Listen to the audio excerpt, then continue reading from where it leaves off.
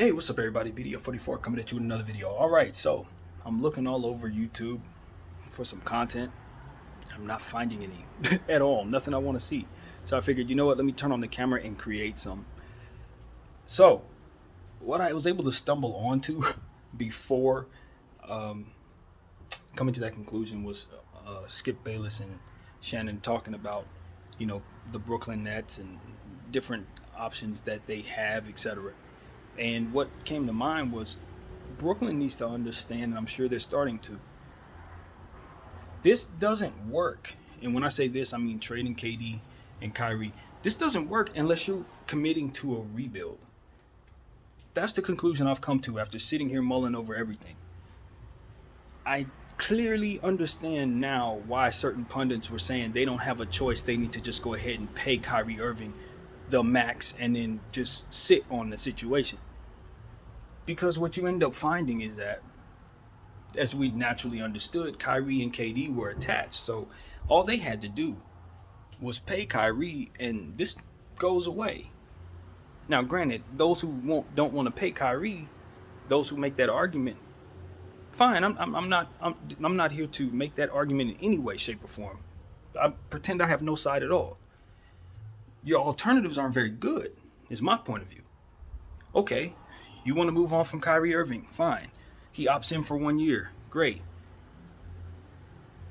But KD is the one who actually requests the trade, not Kyrie. Kyrie didn't opt out. He opted in. Now, my thing is this. Obviously, Kyrie's moving on. It's understood. But by letter of the law, he didn't demand a trade. Kevin did. The whole point of the situation is keeping Kevin happy because he's the one on tab for 4 years. And if he says that I want to be attached to this guy for the duration of my contract, what's the problem? You're not investing. This is like the Clippers getting Paul George to get Kawhi Leonard. They didn't pay 5 picks to get Paul George. They paid 5 picks to get Paul George and Kawhi Leonard. They came as a package deal. This is what I said about LeBron and AD. Hey, look, I'm not trading AD for KD if it makes LeBron pissed off because they come as a package deal in theory. Now, if they don't, they don't. But if they do, then I got to keep them together if I want to go forward with the timeline that I have in place. Now, if I want to move on from the timeline itself, I have to trade them all for picks, pull a Utah, start over. But, or Portland, of course, even more so because they haven't traded Donovan yet. I'm not sure they will. But nevertheless, you got to put yourself in a position to make it so that you're not splitting up those 2 players that come as a package deal, because what happens is once you do that, they're going to use their leverage to push up against that. And while one player may not necessarily have leverage, 2 of them do. So this is what happens. Since Kyrie couldn't opt out, or rather couldn't request a trade since he was a free agent and needed to opt in to get his money, as a package deal, KD opted out because they are doing this together. So my thing is, the only real solution for the Nets is they have had, I don't even know if that is still an option now that these guys are committed to being gone, but what they should have saw on the table for themselves is this. Either you sign Kyrie Irving to his 4-year or 5-year max contract, or you move on from both of them and you have a plan for that in place already. See, that's the mistake the Nets didn't have in place. When you know these 2 are together, you can't think about just splitting them apart. You can't think about not giving Kyrie his money in this situation. Giving Kyrie his money is also giving KD his money. And look, the way you got to look at it is, this is KD's investment. He's the one who's saying he wants to play with this guy for 5 years. If for some reason it don't work out within them 5 years, they got to figure it out.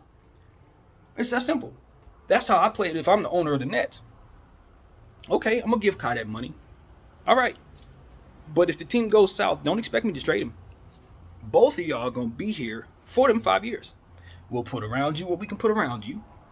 We'll move around if we can. But y'all stuck at the hip until them contracts expire. Because we know what you come as a package deal, but understand this. You're stuck with one another. That's the only thing that Nets should have been doing. You gotta play Kyrie that 5 years, whatever the maximum money is. Why? Because if you don't, the contract that you signed with KD then becomes a problem. It's all but void in the grand scheme of things, because it's not actually void, but now you get this headache. This is what comes of that. So it may not be void, but it's whatever this is called. You don't want that either. So it's one of those situations where it's like, all right, the solution for the Nets, if they have to move on from Kyrie, for which if I'm in their position, I'm feeling like I do, is to commit to the timeline of a rebuild like Utah. Stop asking for win now stuff. Stop demanding people give you their young player. No, draft that young player and develop him yourself, just like they did. Let's just be real. Let's be really honest about this. Brooklyn, you forego the right to take people's 22-year-old players when you refuse to develop your own. Let's just be real. Ain't nobody about to give you their Jordan Pooles and their Jonathan Kumingas and players that they drafted and scouted doing the hard work for you because you refuse to do it because you want to get an easy championship or whatever the heck you call this when you slap players together and it fails 3 times in a row. Or has it been twice? Either way. Brooklyn, build through the draft like everybody else. Seriously. That's the elephant in the room. Sean Marks and you guys, y'all need to get y'all scouting department in order and develop these kids that you drafted, Claxton and Thomas and now Ben Simmons. That's y'all job now. Not saying, oh, can someone bail us out by giving us their future for this guy who doesn't want to be here? No. You made a mistake when you didn't understand what you were signing up for by thinking you could control these 2 guys when you couldn't even actually see what it is that was in front of you. The owner's problem is trusting the people he has running the situation. I hate to break it down like this, but after looking at the situation, it really just comes down to mismanagement. Y'all got frustrated with the guys instead of getting frustrated with the situation. This ain't the time to get frustrated with Kyrie Irving and KD because James Harden left. James Harden leaving was actually a plus because he was on a decline. That's just the truth. I'm sorry. It's the dead honest truth. Whether they were believing it or not, he wasn't actually the best third star for their duo. Not at all. He wasn't. I think the best star for their duo is obviously LeBron James, but that's a whole nother story. The point is they weren't getting Bron. They chose Harden. That didn't work out. You had to trade him for Ben Simmons, which is a double-layered situation because I can't get on this camera and say Ben Simmons needs you to make this trade, and then on the other hand saying y'all shouldn't have made this trade, but that's exactly what it is. If I'm in your perspective, I probably don't trade for Ben Simmons because he's hurt goods and on a long contract himself. And if for some reason something like this were to occur, a few steps down the road, you could clearly see that this would be a problem if you understood the Supermax contract dilemma. So acquiring him should have been something that y'all understood when creating this problem. That's basically what I'm saying. So I don't know if they saw that coming or not, but had they known that was an issue, looking at how Kyrie's situation was at that present time when they decided to make that trade, knowing that he was not taking the vaccine, knowing they had all this going on, they should have seen the idea of them not wanting to pay and just saying, you know what? We're going to move on from this situation now, or not make a trade for Ben Simmons, possibly maybe make a trade in a different direction to bring yourself some more equity that would be easier to trade. Maybe bring in a third team and have Ben Simmons go to a third spot. But see, you guys weren't doing that because you were racing against the clock, and I get that, but this is what happens when that takes place. Simple as that. This is what happens when that takes place. You gotta be able to see 2 and 3 moves ahead as it pertains to this dang cap situation. And when you have stars that are not necessarily on the same page, you know one guy is asking for more money than you want to pay him, and all of this is in place, you can't pull the trigger on a trade that brings you a piece that makes it difficult to trade those pieces if something goes wrong. So while that's a mistake they stumbled into, it's one we will take and hold with us. I speak to my Laker fans, friends, and all this. I speak about the Lakers. We're going to take your lesson and we're going to apply it to our situation. We will make sure that we are mindful of that. And also, the NBA needs to do something about that. That's a silly clause from where I'm sitting.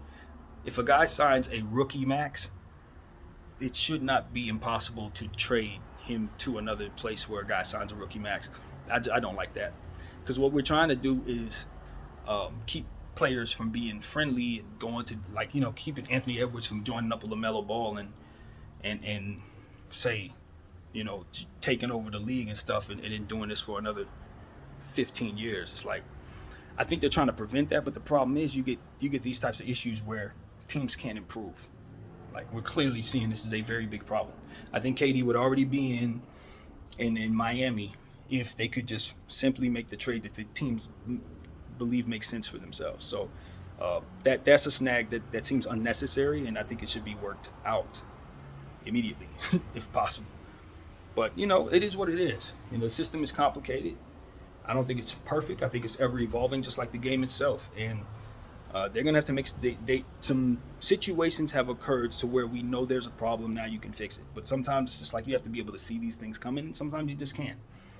But now we see it. No, that's a problem. KD. My thing with KD now is it's hard to move your contract somewhere, brother. You're gonna have to basically say you're willing to go somewhere like Miami without Jimmy Butler, without. You know what I mean? Like, your demands for the team that you're going to has to come down. That's what I would say to KD, in my opinion. If he wants to find himself in a situation other than Brooklyn, he's going to have to just accept that the team he's going to ain't going to be that much better than Brooklyn. And weigh what matters most to him. I look at the situation with Brooklyn, though, and I say I don't see them making decisions that I trust, even with what it is they have. It's like for example, now it's not about whether or not you have enough. I'm just trying to figure out who do I trust that can manage my contract and whatever it is that we're left with. That's the strategy now if I'm KD, because it's no longer about playing destination or who I'm even playing with. It's about whether or not they have enough to bring me what I need. If Brooklyn's the spot, then I got to stay here and demand they bring me what I need.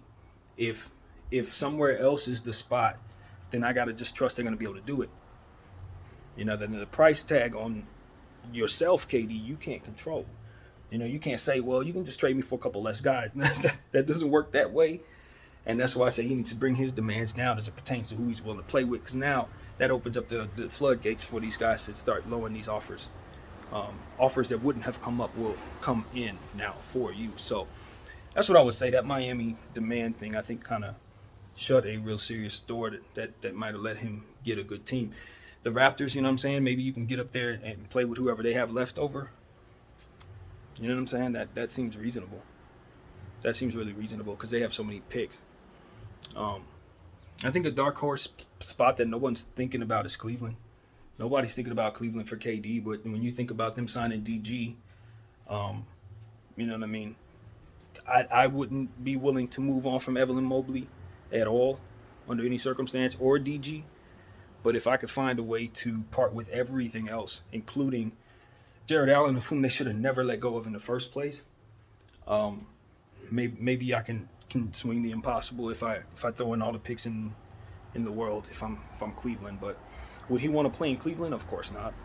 KD's not going to want to play in Cleveland. DG and him would be awesome. It really would. Him and Evan would be great, but so would the picks and players and keeping Allen and all that other stuff if I'm Cleveland. I'm not necessarily looking to blow this up at all. So, but for 4 years of KD, what anyone has to understand is if you're trading for 4 years of KD, and KD's going to have to respect this too, is I can very easily just turn around and flip that for a good price too. Hell, he might even play his value up.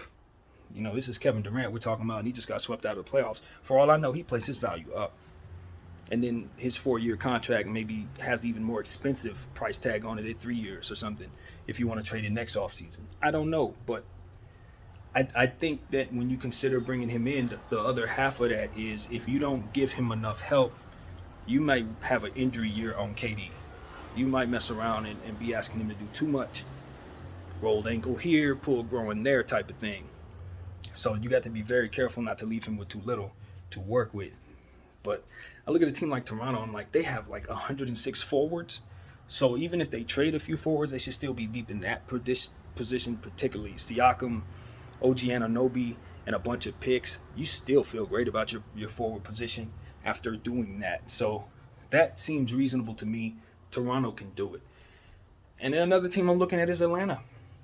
Atlanta, when you look at Clint Capella, I mean, they have the on-court pieces to make something like that happen. They don't have the picks anymore because obviously they gave them all the way for DeJounte Murray. And they're not going to give up Trae Young, for which I know for a fact the Brooklyn Nets would obviously demand.